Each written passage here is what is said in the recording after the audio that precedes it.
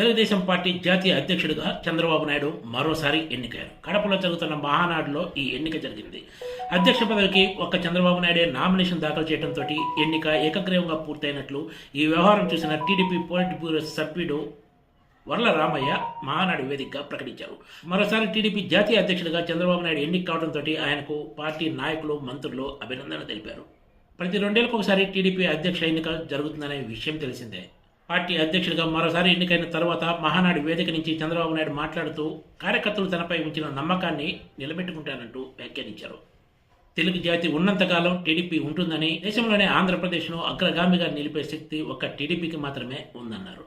మహానాడులోనే TDP జాతీయ ప్రధాన కార్యదర్శిగా ఉన్న నారా లోకేష్ను టీడీపీ వర్కింగ్ ప్రెసిడెంట్ చేయాల్సిందిగా పలువురు మంత్రులు, నాయకులు డిమాండ్ చేశారు. మహానాడు వేదిక నుంచే చాలామంది నాయకులు ఇదే విషయాన్ని ప్రస్తావించారు. అయితే దీనిపై టీడీపీ అధినేత చంద్రబాబు నాయుడు కూడా త్వరలో నిర్ణయం తీసుకునే అవకాశం ఉందని పార్టీ వర్గాలు చెబుతున్నాయి.